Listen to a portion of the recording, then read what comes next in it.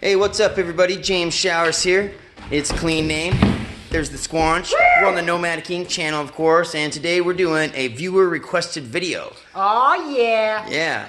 What tools you're gonna need to hang drywall. We've got a little bit of drywall up right now, so obviously we have a few tools to do that, and let's check out what we got. Come on. We're out here in the garage, and I've got a few items just spread out at the moment. We're going to go ahead and talk about each item individually, but this is basically some of the things you're going to need to hang drywall or to even start a drywall crew. I'm going to turn you over to the Squanch, and we'll go over these items. Do these tattoos make me look fat? That's all I wanted. Hey, you know what? I don't need your opinion. Alright, so what we got here, this is a Wallboard brand drywall bench. Now you're going to want at least two of these guys. Now they come with short legs, and these will extend up to about the 8-foot level, actually 9-foot level for 9-foot ceilings. Anything above that, you're going to want to get the long legs that will go into these benches. So they're like an extra 80 bucks or something. Don't chintz out. These have got some metal tabs right here, you know, and these are good. They will not bust on you. There's some that have the plastic tabs, and those are known to bust, and people will get hurt if, you know, your leg breaks or something. I know some people wonder why we put that on there. James, you want to explain? I've got this bungee right here, and it's not because the bench is not working properly, but what I like to do here is once I open this bench up, it's just a safety, you know, like these are nice and stiff. They're probably not going to come undone, but the way that these do break apart is these will pop in, you know, in a certain circumstance, and then you'll get hurt. So I take this bungee and I wrap it up here, and that's just a safety. These benches aren't in a condition to bust, but you know, I'd rather just not have that ever happen. So there you go. You're gonna want two of these drywall benches, and these good ones run about $250 to $280 a piece, with about $80 to $90 for a set of long legs. So you know, that cost is up there, so I can see why people sometimes lean towards the cheaper ones. What do we got here? We've got some T-squares. Yeah. We do a lot of 9-foot ceilings, and we get stocked 54-inch drywall so that you can just put one seam up. So these are the 54-inch drywall T-square, and this is a 48-inch drywall T-square for regular board. So you're going to probably want at least one of each of those. If you got multiple cutters on your crew, you're going to want a T-square. Even if you have multiple stacks, though. Yep, you might even want some if you have a couple stacks. You're going to want a set of 2 of each. Yeah, but just to get started, you can make it happen with one. Now, stilts, these are not a requirement for hanging drywall, but mainly used by tapers. Yeah, they definitely make your job a hell of a lot nicer. I like to put a guy up on stilts and have him hang one side of, you know, hang the lid, hold one side of the sheet. It's just easier for me to maneuver him around. They're also really good at the end of the job when you have to go through and finish off any top sheets or lid sheets. Easy to get in there and screw it off without dragging a bench around. So these can run anywhere from, I think these were $100 on Amazon. Can't they get up to like 4? A cheaper set, yeah. And then once you start getting to the Durastilt or the name brands that have, you know, a lot better components to the stilt, you can get up to like $400. And there's three to four different sizes, like a small, medium, large, extra large. These are the mediums. This allows me to get up to almost 11 foot tall. And I can drop them all the way down to where you can handle screwing off an 8-foot ceiling. So that's kind of a plus. Now this isn't a requirement at all, and I've never been one to add stools or a step up into my you know, my system here. But I tried one a little while back, just kind of for the heck of it, and man, it is it's a favorite. Everybody likes these damn things. They're easy for when you're coming into a 9-foot area, right? And you want to put that top couple screws into your perimeter. Instead of dragging a bench around, you can just grab this nice little walk up, get on up to that top screw, pop those screws in. Or hang your lid. Yeah, and sometimes I'll send a guy off if we don't have enough benches. Take this, they can hang some closets or some smaller lids. It's lightweight, costs about like 40 bucks, 44 bucks. It's a great addition. And like I said, normally, as a real drywall, and you guys are probably already doing this, you're probably frowning on this going, this is stupid. I know, I've been there, I'm that guy. Try it's it. not stupid. Like, this is, Try it. I've bought in a few of them because they are so handy. So you don't need them, but it definitely makes the job a lot nicer. Okay, and now I probably should have gone over this first, because I'll tell you what, we ain't starting our day if we don't have a damn radio going, okay? That's like the first duty. Turn this damn radio on and let's get some music blaring. I've been switching over to the Milwaukee stuff right now. I like the quality. I like the sound of this radio. It links really good with my phone. It's got a spot for my phone and everything up there. It's a little dusty, but it works good. Auxiliary and place to charge. So You got a battery charger? it's got a battery charger. I've had the DeWalt's, a few different DeWalt's, and they just don't get that loud, and I've been kind of disappointed with the quality of the DeWalt's batteries lately. So making the switch over to Milwaukee, and I've been fairly satisfied. So boom, you're gonna need a radio. You don't need this radio, but you're gonna need a radio, man. You can't hang drywall in silence, I'll tell you that right now. Yeah, definitely. It sucks, Okay. guys.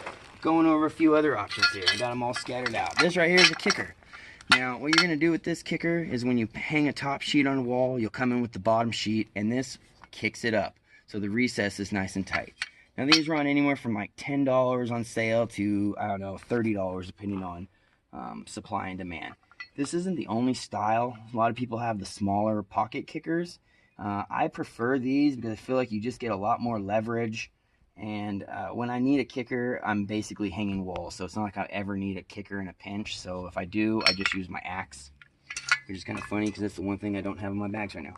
Okay. I have my axe. We're gonna go into some other things. Now we're gonna need a screw gun. Okay, you're gonna want to apply some screws into the drywall, and this is probably the gun you're gonna want to use for it. Now, if you're just starting out and you're trying to like do this on a budget, you can go to a pawn shop and you can get yourself a corded DeWalt 272, you know, for 60 to 80 bucks or something. I mean, if you're just trying to get this thing going. But I recommend getting a cordless gun. They definitely make your life a lot easier. Yeah. And it's quicker not having to struggle with the cord like Kenny. Yeah.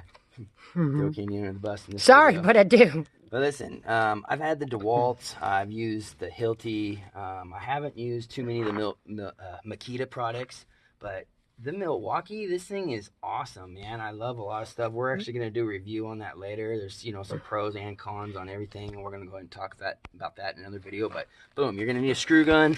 This thing's going to run you about 200 bucks? 180. 180 bucks, and it comes with 2 batteries. Now, you're also going to want a drywall cutout tool or a router. That's what we call them out here. And these are for, you put a little drywall bit on here, and it's got a guide point so we can go around boxes or doorways and windows. And these are about $130 just the tool, I believe. Without the battery. You know, it's going to cost you about $140 for a router. It's going to cost you about $200 for the gun if you're looking for this setup. But you can find some cheap stuff at a pawn shop if you're looking for that. Okay, now we're going to get into hand tools, because this is basically what you're going to need to be cutting drywall. Okay, for one, come on, man, you're going to need a knife. Now, let's get a fixed blade. Let's not do a blade that's slipping in and out. For one, that's kind of dangerous. You're going to have to push forward and hold it out and stuff. Just get a fixed blade. You're going to be using it for cutting. That's exactly what you want to pull it out and cut. You don't want to pull it out, slide it up, cut, pull it back, put it in. Too many steps, okay? Too many steps. Too many steps, too slow. Get yourself a knife. You're going to need yourself a tape measure, of course. Now, people say, you know, drywall is only 12 foot, so you could probably make it work with a 16-foot tape measure, okay? If you're just going bare minimum, yes. I like 25 footers because I like the thicker, wider tape, and I also like to be able to get layout if I want to like measure out the house to find out whether or not my sheets are going to break on trusses or something like that. Then it's good to have a longer tape, okay? You're also going to want a rasp. Now this right here is, once you make a cut on some drywall, you're going to have what's called dog nuts, and they're little frays of the gypsum, and you're going to want to take this and just scribe those right off. So that's a very important tool, especially if you're taking a cut edge and putting it to clean drywall. You're going to want a nice rasp edge. Okay, you're going to want a pencil. You're going to need to mark stuff down. You're going to need to write down numbers so you don't forget them. You know, all the good stuff. You're also going to need a chalk line. Now, I don't use this so much, but when I need it, I obviously need it. I use it for angles, I use it for rips, and sometimes when things aren't very straight, you're in a house that's running, you know, anywhere from a 1/2 inch to 1 inch, you may want to snap a line, Okay. Snap a lime. What do we use? What type of bits do we use, James, for our router? Oh, we use right there. 1/4 inch. Oh, I got these. I got these 1/4 inch zip bits, and they're the guide points. And I keep this right here because I like the way I have this tool that goes with the router. And if I put them both in this little pouch, they stay in there. Stays perfect. I love it. You don't need to get this drywall pouch, but you're obviously going to need some set of tool bags. This is a Occidental leather drywall pouch, and I believe it's, the number's worn off. I believe it's like 55, 70. Yeah, 55, 70, or 50, 70. Either which way, it doesn't matter. I say either which way too much, but that matters. This right here is the drywall pouch. I have a 2 fastener pouch over here because I like to keep my 1.25 inch, and then maybe some 2s. And there's one other tool I like to have. It's called a speed square. Okay, now like there's some people that can build a whole damn house with a speed square. These are important tools. I just like to use this for when I'm doing rips. I can cut a nice straight edge. Sometimes I can run a point out and make a mark and be able to get a number without having to, come up with something crazy. These things, they come in handy, okay? So I keep that slipped right here. And there's what you put all your tools in at the end of the day, if you care. Bag right here. You're going to need some drywall blades or some kind of blades. I've been using the Milwaukee. I got a good deal on them. I have a 6-way also, just because you're going to want things plugged in. You're probably going to want to keep yourself a nice 100-foot cord. Oh, God, James. Yeah, and that's basically it. I mean, that's what you're going to need to start doing drywall. And then come inside, we'll show you the scaffold we got going on. All right. So now, you're going to probably do a lot of houses where you have lids that are up high. And if you're not working for a contractor that's supplying scaffolding, you might want to consider getting yourself a baker scaffold. Now this is kind of like a half section because these are smaller, they're not big.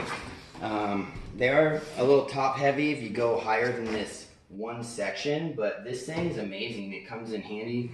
You can put a set of benches on top of here and get even higher if you need to. But you'll be able to get all the way up there. Yeah, we'll be able to go up 3 sections or 3 sheets up here on this, and then once you start getting any higher, you're gonna probably need to get a real scaffold. But I keep this on top of my truck, and it comes in handy as well. So, we've needed it at every single job so far. Yeah, every single job to pull that thing off. So that's basically it. We do have a few other things, like in the summertime, I have some fans that I pull out to keep us a little bit cooler. In the wintertime, I've got a heater that we pull out to keep us a little bit warmer. A few little things like that, but I don't feel that those are, directly involved into you starting a drywall crew or you needing these tools to hang drywall. So the tools we went over today are basically the tools you're going to need to complete a drywall job professionally. But let's not forget the most important tool, yourself. Oh, damn. Call me a tool boy. All right. Hey, and a rig to carry it, guys. And a rig. What? A car. A rig. Yeah, I was like, a truck. Now I got to holster my tool and stuff, too.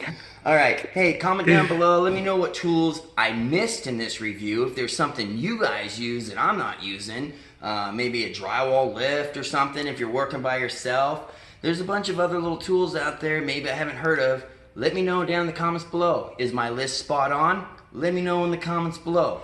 We're going to turn this around and say goodbye.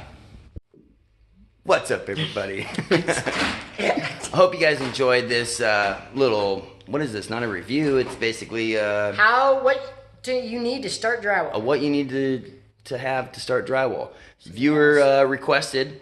With that in mind, you got any other videos you want? Request them down below. I can't always take care of them in a timely manner, but I will make a list and get to your video as soon as I can. We got a list, guys. We're working on it, slowly but surely. We only have enough storage space. Yeah, I'm getting there. Okay, listen. I love you guys. Like, share, subscribe. We're gonna see you on the next video. Squanch out. Peace.